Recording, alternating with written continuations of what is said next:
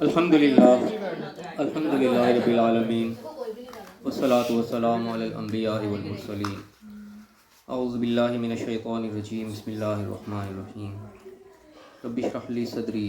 ویسر لی امری واحلل عقدۃ من لسانی یفقہوا قولی واجعل لی وزیرا من اہلی۔ محترم حاضرین اور سامعین کرام، السلام علیکم ورحمۃ اللہ وبرکاتہ۔ الحمدللہ آج 3 فروری 2024 کو اپنے 15 روزہ درس ہم الحمدللہ اپنے وقت مقررہ پر شروع کر رہے ہیں۔ سورہ الانعام کا مطالعہ ہمارا جاری ہے۔ آیت نمبر 60 تک ہم پڑھ چکے ہیں۔ آج انشاءاللہ ہم آیت نمبر 61 سے اپنے درس کا آغاز کر رہے ہیں، اس دعا کے ساتھ کہ اللہ تعالیٰ ہمیں اپنے کلام کو صحیح سمجھنے کی توفیق عطا فرمائے، اس پہ صحیح عمل کرنے کی اور صحیح طرح دوسروں تک پہنچانے کی توفیق عطا فرمائے، آمین۔ اعوذ باللہ من الشیطان الرجیم بسم اللہ الرحمن الرحیم۔ وَهُوَ الْقَاهِرُ فَوْقَ عِبَادِهِ وَيُرْسِلُ عَلَيْكُمْ حَفَظًا۔ اور وہی تو ہے جو قاہر ہے، زبردست ہے، غالب ہے، غلبہ حاصل کیے ہوئے اپنے بندوں کے اوپر، اپنے غلاموں پر،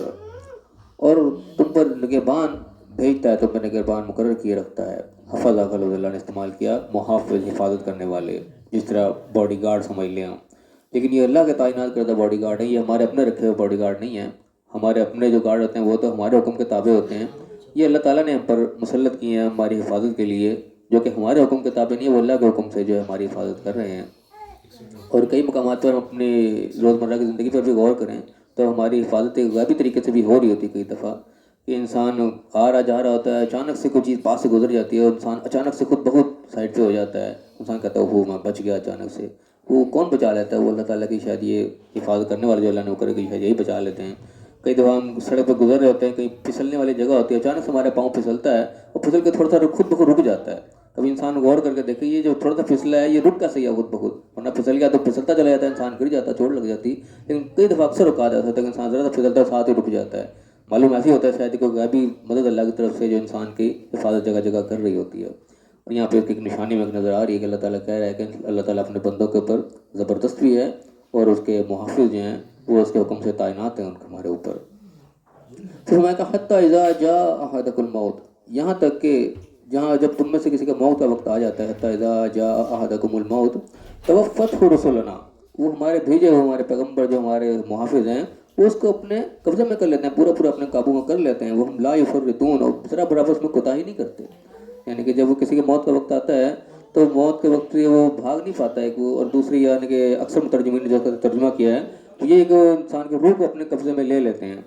تو یہاں سے اگر اسی کا ترجمہ یہی صحیح مانے کہ روح کو اپنے قبضے میں لے لیتے ہیں، تو یہاں سے ایک چیز اور پتہ چلتی ہے کہ ہمارے یہاں یہ بھی تصور پایا جاتا ہے کہ روح بھٹکتی پھر رہی ہے یا روح آ رہی ہے، روح جا رہی ہے۔ تو یہاں پتہ لگتا ہے کہ روح کہیں نہیں آتی جاتی، بلکہ وہ اللہ کے فرشتے اس کو اپنے قبضے میں کر لیتے ہیں۔ روح ادھر ادھر بھاگ نہیں سکتی، یہ نہیں کہ پرندے کے ساتھ نکلی آزاد اڑتی ہے جہاں مرضی چلی گئی، روح جسم سے نکلتی ہے اور وہ سیدھا فرشتوں کے قابو میں ہو جاتی ہے، فرشتے اس کو ادھر ادھر نہیں جانے دیتے کہیں بھی۔ تو اس سے اس چیز کی ایک طرح سے نفی ہوتی ہے، محسوس ہوتی ہے کہ شاید جب آتے ہیں کہ روح بھٹکتی پھر رہی ہے، روح ادھر آ رہی ہے، روح ادھر جا رہی ہے، ایسا کچھ نہیں ہوتا۔ شاید جو اللہ کے بھیجے ہوئے وہ اس میں کوئی کوتاہی نہیں کرتے، فوراً سے اس کو اپنے قبضے میں لے لیتے ہیں۔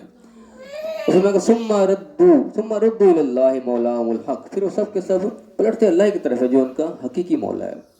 یعنی وہ روح بھی جو ہے وہ پلٹ کے ادھر ہی جاتی ہے اور کہیں نہیں جا سکتی، وہ اللہ کی طرف پلٹتی ہے۔ سب کے سب جو ہے وہ اسی طرح لوٹتے ہیں، فرشتے بھی لے جانے والے بھی، روح بھی، اور جتنی بھی تمام انسانیت وہ لوٹ کے ادھر ہی جا رہی ہے جو مولاهم الحق، جو حقیقی مولا ہے۔ یہاں پہ مولاهم الحق کی بات ہو رہی ہے، جو حقیقی مولا وہ اللہ ہی ہے۔ اور تو ہم نے مولا کے اوپر بھی کافی بحثیں چلتی ہیں، فلاں مولا فلاں مولا، لیکن قرآن کنسیپٹ جب دیکھتے ہیں قرآن اللہ تعالیٰ نے مولا کا لفظ کو اپنے لیے زیادہ تر خاص رکھا ہے۔ مولاهم الحق کی بات ہو رہی ہے یہاں پہ، جو حقیقی مولا اللہ ہی ہے، اسی کی طرف جو ہے سارے کے سارے لوٹ کر جاتے ہیں۔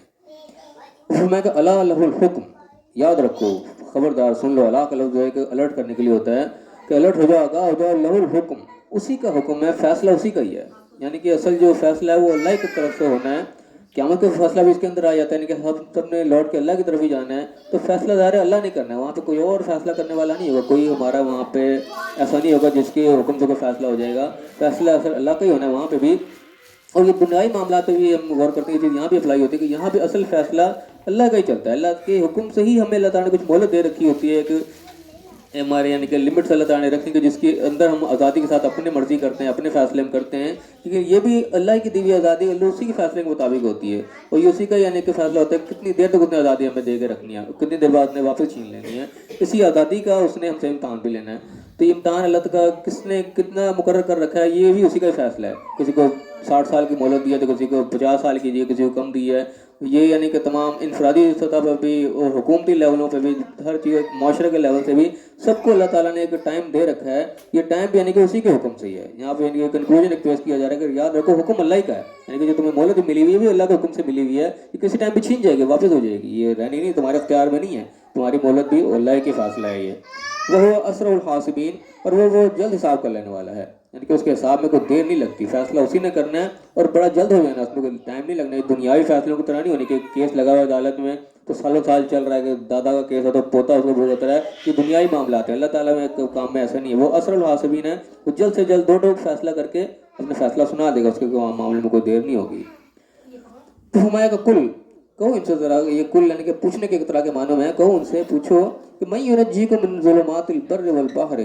کون ہے جو تمہیں اندھیروں سے، خشکی کے بھی اور سمندر کے اندھیروں میں تمہیں نجات دیتا ہے۔ ان کے جو انسان اندھیروں میں پھنسا ہوتا ہے، جب اس کو کوئی راستہ نظر نہیں آ رہا ہوتا، یہ سمندر کا اندھیرا بھی ایک الگ چیز ہے اور خوشی کا اندھیرا بھی، جہاں بھی کوئی اندھیرا آئے انسان کے سامنے، ان کے ایک محاوراتی طور پہ بھی لیتے ہیں، زندگی کا آگے اندھیرا آ جاتا ہے، انسان کو سمجھ نہیں آ رہا کہ میں نے کہاں جانا ہے، اس اندھیرے میں ایک روشنی کرن اللہ تعالیٰ دکھایا تھا کہ انسان کو ایک راستہ نظر آتا ہے، اچھا میں نے اس ٹریک پر جانا ہے۔ تو بتا رہے کہ کون ہے تمہیں اندھیروں سے نکالتا ہے، خشکی کے بھی اور پانی کے بھی، جو بھی اندھیرے ہیں زندگی کے، ان سے تمہیں کون نجات دیتا ہے۔ تدعونہ تضرعا وخفیا، وہ اسی کو تم پکارتے ہو خوف سے بھی اور گڑگڑاتے ہوئے بھی، اصل پکار اسی کی نکلتی ہے۔ لیکن جب انسان کو وہ کوئی برا وقت آ رہا ہوتا ہے نا، چاہے وہ عام حالات میں جتنا بھی وہ شرک کرتا پھر رہا تھا، کچھ بھی کر رہا ہوتا ہے، لیکن اگر انسان کے اندر کوئی رمق ہے نا، بالکل ہی کوئی مور نہیں اس کو پھر لگ گئی، تو عام حالات میں چاہے وہ سارا کچھ ہی کر رہا ہے، لیکن جب برا وقت آتا ہے اس وقت اس کو اللہ ہی یاد آتا ہے۔ جب دوسرا مرگ میں پڑا ہوتا ہے اس کو اللہ کے سوا کوئی اور یاد نہیں آ رہا ہوتا۔ اور یہ اس چیز کو اللہ تعالیٰ نے کہ مشرکین مکہ کے حوالے سے بھی یعنی کہ اس چیز کا تذکرہ کیا، جو خالصتاً مشرک تھے، بتوں کے پجاری تھے، وہ بھی جب کہیں یعنی کہ سمندروں میں پھنستے تھے، کہیں ایسے مشکلوں میں پھنستے تو وہ اللہ کو پکارا کرتے ہیں۔ اللہ تعالیٰ بتاتے ہیں اس چیز کو کہ اس وقت تم اللہ کو پکارتے ہو اور باہر نکل کے پھر تم شروع کر دیتے ہو۔ تو یہ چیز یعنی کہ انسان کے ایک اندر اس کی خصلت میں یہ چیز شامل ہے کہ جب انسان کا وہ صحیح برا وقت اس وقت آیا ہوتا ہے تو اس وقت اللہ کو سامنے کر گڑاتا ہے، اسی کو پکارتا ہے وہ، سوائے اس کے کوئی بالکل ہی کوئی مور شدہ نہ ہو جائے گا، اس وقت بھی کسی اور کو پکارنے بیٹھ جائے تو الگ بات ہے، لیکن عام کنڈیشن یہی ہے۔ حتیٰ کہ آج کل کے ہم اگر دیکھ لیں، آج کل کے جو مشرک بت پرست ہندوؤں کو بھی ہم دیکھ لیں، وہ بھی چاہے نعرے سب کے لگا رہتے ہیں، جے ہنومان بھی کر رہے ہوتے ہیں، جے کالی ماں سب بھی کر رہے ہوتے ہیں، لیکن برے وقت میں ان کے وہ جو ہائے نکلتی ہے وہ ہائے بھگوان ہی ان کے منہ سے نکلتا ہے، بھگوان وہ اللہ کو کہتے ہیں اس وقت بھی۔ تو یہ بھی یعنی کہ ہم ایک اس چیز کا ہم کر سکتے ہیں مشاہدہ کہ انسان جب اختیاری کے طور میں جب کسی وقت پکارتا ہے اس کے منہ سے اللہ ہی نکلتا ہے، وہ اللہ ہی اس وقت یاد آتا ہے۔ اسی کہ یہاں پہ اللہ تعالیٰ تذکرہ کر رہا ہے کہ کون ہے جو تمہیں ایسے مشکل وقت سے جب نجات دیتا ہے، تو وہی ہے اس کو تم پکارتے ہو، یعنی کہ گڑگڑاتے ہیں اسی کے سامنے، یعنی کہ اندر ہمارے جو پوشیدہ وحدانیت چھپی ہوئی ہے، اللہ تعالیٰ اس کی طرف اشارہ دے رہا ہے کہ تمہارے اندر پوشیدہ یہی چیز ہے جو کہ بے اختیار تمہارے سے نکلتی ہے جب تم برے وقت میں آتے ہو۔ پھر کہ لئن انجانا، پھر کہتے کیا ہو کہ لئن انجانا من ہذہ لنکونن من الشاکرین، کہ اگر تو ہمیں اس چیز سے نجات دے گا تو ہم ضرور تیرے شکر گزار بندے بن جائیں گے، یعنی کہ ہم تیرا شکر ادا کریں گے، گویا کہ جو تم نے ہم سے ڈیمانڈ کیا ہم اس ڈیمانڈ کو پورا کریں گے۔ شکر ادا کرنے کا مفہوم ہم ضرور ذہن میں رکھا کریں کہ یہی ہے کہ جب اللہ تعالیٰ نے ہماری ڈیمانڈ پوری کر دی، ہماری ضرورت پوری کر دی، اس کے بعد جو اللہ ہم سے ڈیمانڈ کر رہا ہے اس کے بدلے وہ ہم پورا کریں، تب ہم وہ شکر گزار بنتے ہیں اس معاملے میں۔ تو یہاں پہ یہ بات کرے کہ جب تم اسی کو پکارتے ہو اور یہی کہہ کے پکارتے کہ جو تو ہمیں مشکل سے نکال دے گا تو ہم تیرے شکر گزار بن جائیں گے۔ اور یہ چیز یعنی کہ ہم مشاہدہ کرتے ہیں اسی کو، جب بھی مشکل وقت آتا ہے اللہ سے یہ گڑگڑاتے ہیں ایک دفعہ یا اللہ تو یہاں سے نکال دے، پھر ہم بڑے صحیح ہو جائیں گے، اس طرح ہو جائیں گے، اس طرح ہو جائیں گے، بڑے بات انسان کرتا ہے۔ لیکن یہ بھی انسانی خطرت ہے، جب وہ نکل جاتا ہے تو انسان آہستہ آہستہ اس کو بھول جاتا ہے، آہستہ آہستہ پھر اسی روش پہ چلا جاتا ہے۔ اس چیز کو اللہ تعالیٰ نے مختلف انداز میں قرآن میں بھی تذکرہ کیا اور اپنی عام زندگی میں بھی ہم چیز کو مشاہدہ کرتے ہیں۔ انسان پھر بیماری آ جاتی ہے، کوئی برا وقت آ جاتا ہے، اس وقت انسان بڑا نمازی بن جاتا ہے، پرہیزی بن جاتا ہے، بڑا گڑ گڑاتا ہے اللہ کے سامنے، لیکن جب وہ وقت نکل جاتا ہے تو انسان آہستہ آہستہ اس کو بھول جاتا ہے، پھر آہستہ آہستہ اپنی اسی روش پہ چلا جاتا ہے، پھر وہی یعنی کہ لاپرواہی والی زندگی جو ہے وہ پھر شروع ہو جاتی ہے انسان کی۔ یہاں پہ اللہ تعالیٰ اس حقیقت کو ہماری اجاگر کر رہا ہے جو ہمارے اندر اللہ نے رکھی ہے، بائی برتھ رکھی ہے، کہ جب برا وقت آتا ہے ہم اللہ کی طرف پلٹتے ہیں، اچھے وقت پہ بھی ہمیں اللہ ہی کی طرف رہنا چاہیے، اس وقت میں ہمیں ادھر ادھر نہیں نکلنا چاہیے اس کی راہوں سے۔ تو فرمایا کہ قل اللہ ینجیکم، کہہ دو کہ اللہ ہی تمہیں نجات دیتا ہے، من حائص سے، ومن کل کرب ثم انتم تشرکون، اور ہر تکلیف سے وہی تمہیں نجات دیتا ہے، پھر تم شرک میں پڑ جاتے ہو، پھر اوروں کے پاس تم چلے جاتے ہو، اللہ کو پھر بھول جاتے ہو۔ یہ وہی انسان کے خطرہ اللہ تعالیٰ یاد کرا رہا ہے کہ برے وقت میں اللہ یاد آتا ہے، پھر جب اچھا وقت آتا ہے پھر انسان جو ہے غلط راستے پر نکل جاتا ہے، پھر وہی اپنے عیش و آرام میں پڑ جاتا ہے۔ یہ انسان کی کمزوری ہے جو ہمیں کور کرنی چاہیے۔ تو فرمایا کہہ دو کل هو القادر، وہ قادر ہے چیز کے پر، اس کی پوری پوری قدرت ہے، الا ان یبعث علیکم عذاب من فوقکم و من تحت ارجلکم، وہ قادر ہے چیز کے اوپر، پوری پوری اس کی طاقت ہے، وہ تم پر عذاب نازل کر دے تمہارے اوپر سے یا تمہارے پاؤں کے نیچے سے، یعنی کہ تم اگر مہلت دے تم پھر پلٹ رہے ہو تو یہ نہیں ہوا کہ وہ تمہیں کچھ کہتا ہے دیکھتا ہوں کیا اس کی کوئی کمزوری ہے، اس کی تو پوری پوری طاقت ہے، وہ کہیں سے بھی تمہیں گرفت کر سکتا ہے، اوپر سے بھی آسمان تو عذاب آ سکتا ہے، پاؤں کے نیچے سے بھی آ سکتا ہے۔ اور یلبسکم شیعۃ، یا تمہیں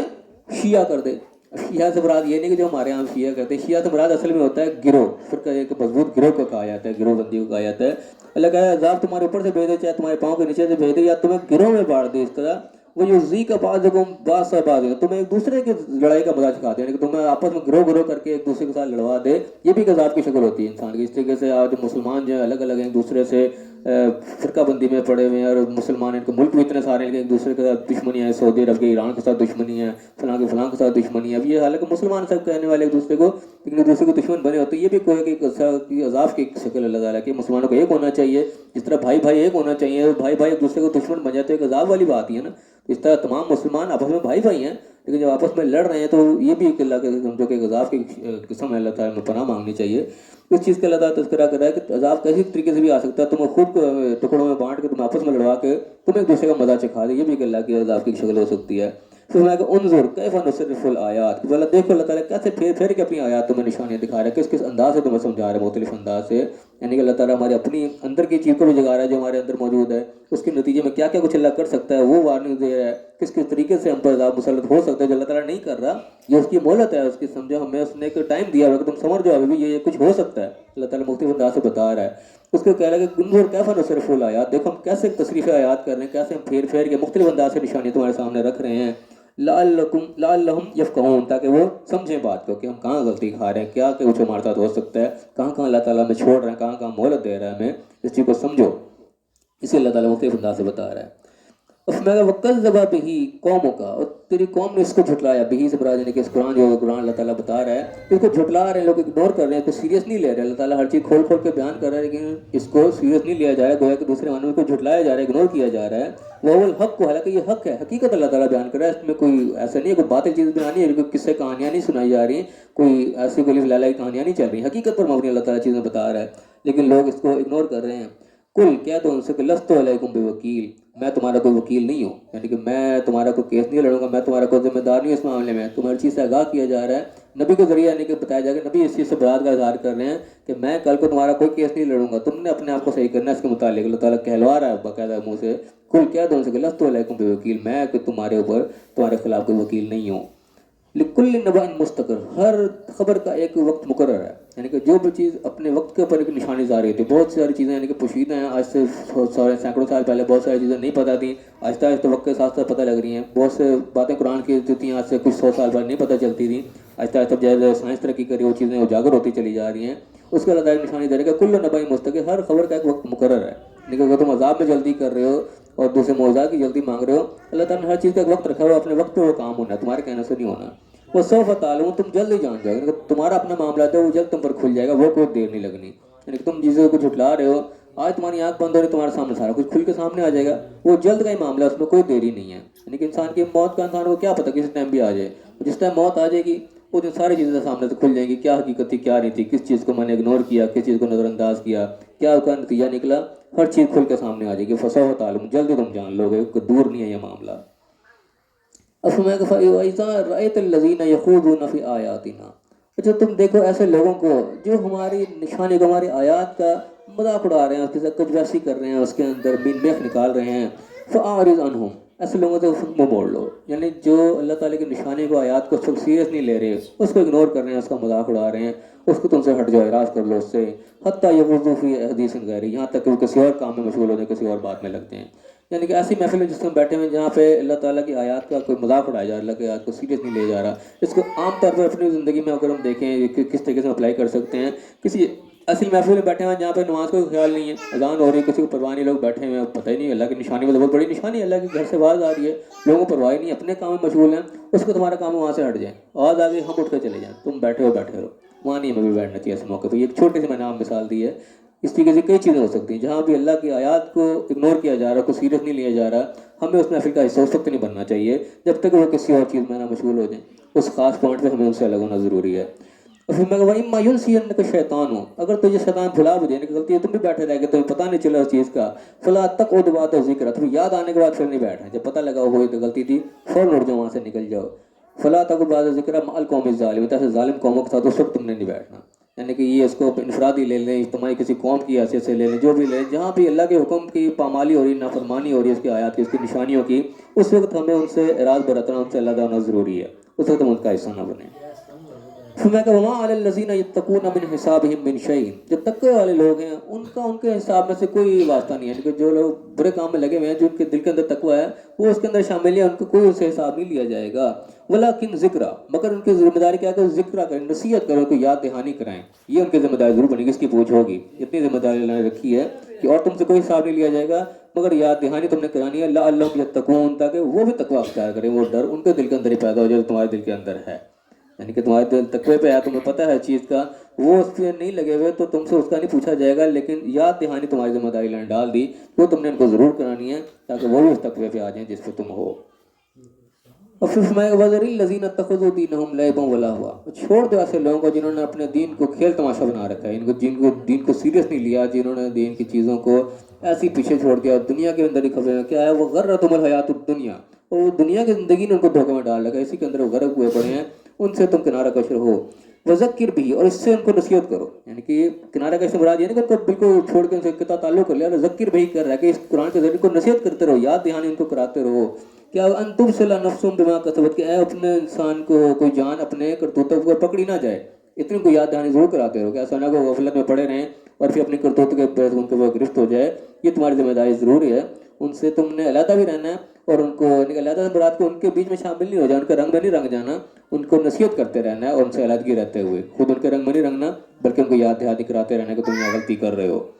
فرمایا کہ لیس لہا من دون اللہ ولی ولا شفیع, اس کا اللہ کے سوا کوئی ولی اور شفیع نہیں ہوگا. یہ چیز ہم پہلے ہی پڑھ کے آئے ہیں کہ اس موقع پہ اللہ تعالیٰ نے ولی کو بھی کاٹ دیا, کوئی وہاں پہ ولی نہیں ہوگا اللہ کے سوا, نہ کوئی شفیع نہ کوئی شفاعت کرنے والا ہوگا, کوئی دوست, کوئی مددگار, کوئی حمایتی. ولی کے جتنے بھی مفہوم ہیں سب کٹ جاتے ہیں یہاں پہ. کوئی ولی وہاں نہیں ملے گا, نہ کہ سفارش کرنے والا ملے گا. لہٰذا یہیں پہ ان کو یاد دہانی کراتے رہو, اس سے پہلے کہ وہ دن آ جائے تمہاری پکڑ ہو جائے جب کوئی تمہیں نہ ملے, اس سے پہلے تم اپنے آپ کو سیدھا کر لو.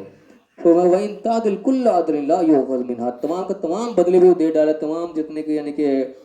بدلے میں فدیہ جو بھی دے سکتا ہے سب کے سب دینے کو راضی ہو جائے, کچھ بھی اس سے اخذ نہیں کیا جائے گا. یعنی کہ وہاں کوئی سکہ نہیں چلے گا, کوئی ادلا بدلی دے کے چھڑانا والا معاملہ وہاں نہیں ہوگا, کچھ بھی وصول نہیں کیا جائے گا.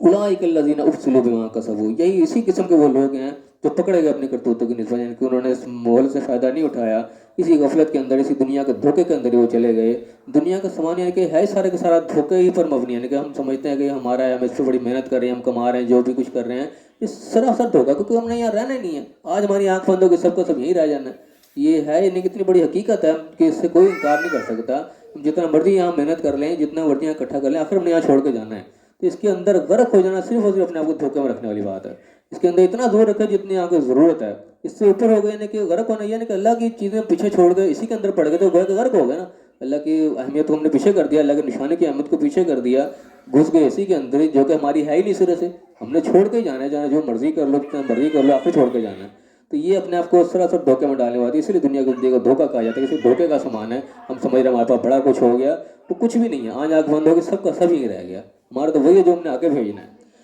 تو کہا گیا کہ جو لوگ اسی کے اندر پکڑے گئے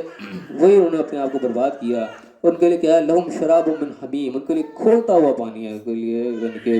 نہ کا پینے کے لائق نہیں, جو سے کھولتا ہوا پانی انسان ہاتھ نہیں لگا سکتا, اس کو وہ پینا پڑے گا وہاں پہ. وہ عذاب علیم, دردناک عذاب, دردناک تکلیفیں, سزائیں وہاں پہ ہوں گی. بما کانوا یکفرون, کیونکہ انہوں نے کفر کیا, نہ شکری کی, انہوں نے اس کا حق نہیں ادا کیا, شکر نہیں ادا کیا, جو ان کا کرنا بنتا, جو ان کی ذمہ داری تھی انہوں نے نہیں پوری کی. تو اسی کفر کے سبب, اس انکار کے سبب, اس ناشکری کے سبب ان کو وہ سزا کے وہ مستحق بنے. اس میں اللہ تعالیٰ کوئی ظلم نہیں ہے. اللہ تعالیٰ نے ہر چیز واضح کر کے بیان کی ہوئی تھی تو خود اس کو اگنور کیا, خود اس سے کفر کیا, انکار کیا. اب اس سے بڑا کئی تو یہ سمجھتے کہ بما کانوا یکفرون کے انہوں نے کفر کیا, یہاں سے بڑا شاید کوئی کافر ہو گئے, غیر مسلم ہو گئے. یہاں پہ کافر کی بات نہیں ہے, یہاں پہ اصل میں ناشکری کا معنی میں, کفر کا اصل معنی ناشکری ہوتے ہیں, انکار کر دینے کے. اور وہ کوئی بھی کر لے, چاہے اپنے آپ کو مسلمان کہنے والا بھی اگر ناشکری کرے گا اور وہ انکار کرے گا اللہ کے حکموں سے, تو اللہ کے وہ ٹرم کے اندر وہ کافر ہی کہلائے گا. چاہے ہم یہاں پہ اپنے آپ کو مطمئن کر لیں کہ بھائی کافروں کی بات ہو رہی ہے, کوئی ہندو سکھوں کی بات ہو رہی ہے, ہماری تو بات ہی نہیں ہے. اس کے اندر سب آ جاتے ہیں, کیونکہ پیچھے جو بار ہے وہ جنرل ہے, وہ سب کے اوپر اپلائی ہوتی ہے. تو یہاں یہ کفر بھی ہے, وہ سب کے اوپر اپلائی ہوگا. جو بھی اللہ کی کفر انکار کرے گا, ناشکری کرے گا, وہ کا شکردار نہیں کرے گا, تو اللہ نے کہا کہ ان کو سزا ملے گی, کھولتا ہوا پانی بھی اور دردناک عذاب تکلیفیں بھی. اسی طرح کہ ہمارے یہاں پہ رکوع ختم ہوتا ہے. اب اس کے ہم ایک ریویژن کر لیں, مین پوائنٹ جو اس کے ہم پڑھ لیں کہ کیا اللہ تعالیٰ نے بات بتائی.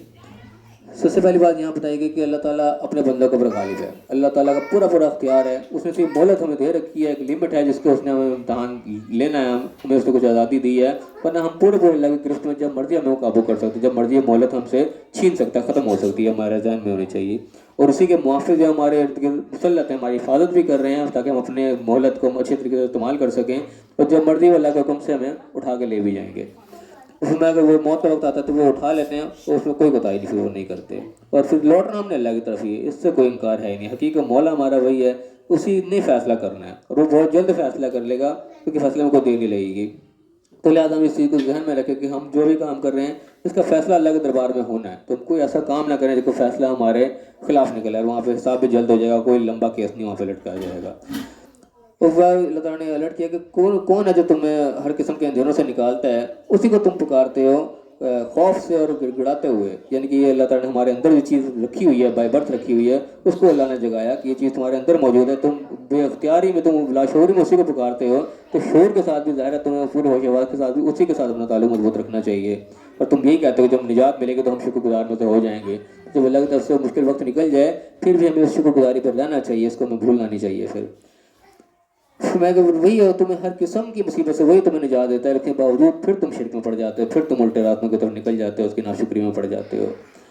پھر میں کہ وہ اس چیز کو بھی قدرت رہتا ہے کہ تمہیں کسی قسم کا بھی عذاب تم پر اوپر سے نازل کرتا ہے, چاہے تمہارے پاؤں کے نیچے سے کوئی سیلاب آ جائے, کچھ بھی آ جائے, کسی طریقے سے بھی تمہیں پکڑ کر سکتا ہے, اور یا تمہیں آپس میں ٹکڑوں میں بنا کے جو ہے تمہیں لڑائی کروا سکتا ہے, تمہاری آپس میں خود ایک دوسرے کا تم مزہ چکھ لو. یہ اللہ تعالیٰ نے پھیر کے بتایا کہ ہم کسی سے مختلف انداز سے تمہیں سمجھا رہے ہیں تاکہ تم بات کو سمجھ لو. کل کو یہ نہ کہنا کہ ہمیں پتہ نہیں تھا, ہمیں کسی نے بتایا نہیں تھا. اللہ تعالیٰ نے ہر انداز سے بات کو کھولا ہے. اور پھر میں کہ یہ تمہارے اس قرآن سے جو تمہیں جھٹلا رہے ہیں, اس کو حالانکہ یہ حقیقت ہے, یہ قرآن بیان ہو رہا ہے, قرآن کی طرف سے اللہ نے بتایا ہے, تو یہ حقیقت ہے. تو تم صاف بتا دو کہ تم اس کو جھٹلا رہے ہو, تو میں تمہارا کوئی داروغ نہیں, میں کوئی تمہارا وکیل نہیں ہوں, میں نے تمہاری کوئی ذمہ داری نہیں لے رکھی, تم اپنے ذمہ دار پہ خود ہو گئے. اور ہر چیز کا ایک وقت مقرر ہے, اور تمہیں جلدی پتہ لگ جائے گا, کوئی زیادہ دیر کا معاملہ نہیں ہوگا. آج تمہاری آنکھ بند ہوگی, کل تمہیں سارا کچھ کھل کے سامنے آ جائے گا کہ تمہارا کون ہے اور کون نہیں ہے. اور پھر جو اہم بات یہاں پہ بتائی گئی کہ جو ایسے لوگ جو اللہ کی آیات کا مذاق اڑا رہے ہیں, جو اللہ کی حکموں کو پامال کر رہے ہوں, اس وقت ان سے علیحدہ ہو جاؤ, اس وقت ان کا حصہ نہ بنو, اور ان کو یاد کراتے رہو. تمہارے بعد بھی یعنی کہ تمہیں بھول کے بھی تم بیٹھے رہ جاؤ, جب یاد آئے تو وہاں سے اٹھ جاؤ. ان کے حساب میں تم نے کچھ نہیں دینا, صرف تم نے نشان یاد دہانی ان کو ضرور کرانی ہے تاکہ وہ بھی تقویٰ اختیار کر لیں, بچ جائیں اس چیز سے. اتنی ذمہ داری لازم ہم پر آتی ہے کہ جہاں پہ ہم کو غلط چیز دیکھیں ان کو بتا ضرور دیں, ایک دفعہ ان کے کان سے نکال دیں بات کو, تاکہ وہ غفلت میں نہ رہیں. ایک بار فرمایا کہ چھوڑ دو ایسے لوگوں, ان سے پیچھے ہو جاؤ جنہوں نے اپنے دین کو کھیل تماشا بنا رکھا ہے, جو اپنے دین کو, اپنے قانون کو سیریس نہیں لیتے. یہ دین کا معنی اصل میں قانون ہوتا ہے, اللہ نے قانون ہمیں دیا ہے کہ اس کے مطابق ہم نے زندگی گزارنی ہے. تو جو کہ کسی کے قانون کو نہیں مانتا, پاکستان میں رہنے والا پاکستان کے قانون کو نہیں مانے گا اگر, تو ظاہر ہے اس کی کوئی نہیں سنوائی ہوگی, اس کا کوئی حفاظت نہیں کی جائے گی. اس طرح اللہ کے دیے ہوئے قانون کی جب کوئی پاسداری نہیں کرے گا, اس قانون کو جو نہیں مانے گا, تو اللہ کی طرف سے پھر کوئی حفاظت کا ذمہ دار نہیں ہے. ذمہ دار اسی کی جو اس قانون کی پیروی کرے گا. تو لڑکا جس نے اپنے دین کو کھیل تماشا بنا لیا, اپنے قانون کو کھیل تماشا بنا لیا, اس کو اس نے سیریس لیا ہی نہیں, اور دنیا ہی کی زندگی کے اندر دھوکے میں پڑا رہ گیا, تو وہ پھر گرفتار ہو جائے گا اپنے کرتوتوں کے سبب. تمہارا کام ہے اس کو یاد کراتے رہو کہ اپنے کمائی کی وجہ سے وہ کہیں پکڑا نہ جائے, اور وہ ایسا پکڑا جائے گا کہ وہاں پہ اس کا نہ کوئی مددگار ہوگا, کوئی ولی, کوئی سفارش کرنے والے کو وہاں کچھ نہیں ملنے لگا, نہ کوئی اس سے بدلہ لیا جائے گا. ان کو جتنا بھی دنیا کا مال کمایا ہوا ہوگا سب کچھ بھی دینا چاہے گا, کچھ اس سے وصول نہیں کیا جائے گا. اس کو اللہ تعالیٰ نے دوسری جگہ بیان کیا کہ پورے زمین بھر کے سونا بھی اگر کوئی دے دے گا نا, پورا زمین بھر کے سونا, اتنی دولت کس کے پاس ہو سکتی ہے. لیکن اللہ نے سمجھانے کے لیے بتایا کہ سارے زمین بھر کے بھی کوئی سونا دے دے, اس جیسے اور بھی ڈبل لا کے دے دے, پھر بھی اس سے کچھ وصول نہیں کیا جائے گا. وہاں کوئی اس قسم کا سودے بازی کا معاملہ ہونا ہی نہیں ہے. وہاں تو جو کر کے جائیں گے اسی کا نتیجہ ملے گا. فرمایا کہ ایسے لوگ جو تھے جو اس دھوکے میں پڑے رہے وہ بھی پکڑے گئے، اور انہی کے لیے پھر وہ اللہ تعالیٰ نے عذاب کا بتا دیا کہ کھولتا ہوا پانی، دردناک ان کو تکلیفیں ہیں، کیوں ہیں؟ کہ انہوں نے کفر کیا، انکار کیا، ناشکری کی۔ اللہ نے کوئی ظلم نہیں کیا اس معاملے میں، اللہ نے ہر چیز کھول کے بتا رکھی تھی، انہوں نے نہیں اس سے فائدہ اٹھایا، سزا کا مستحق ٹھہرے۔ یہ اللہ کا قانون ہے، جو اس کے خلاف چلے گا اس کو سزا ملے گی، اس کو کوئی بچانے والا نہیں ہوگا۔ اللہ سے دعا اللہ تعالیٰ میں صحیح سمجھنے کی توفیق عطا فرمائے، جو اللہ نے ہمیں نشانیاں بتائی ہیں ہمیں اس سے صحیح معنی میں فائدہ اٹھانے کی توفیق عطا فرمائے۔ تھوڑی سی مہلت اللہ نے ہمیں دی ہے زندگی کی، اس مہلت کو ہمیں اللہ کے حکم کے مطابق گزارنے کی توفیق عطا فرمائے، اور دنیا اور آخرت دونوں جگہ کامیاب فرمائے، آمین۔ وآخر دعوانا ان الحمد للہ رب العالمین۔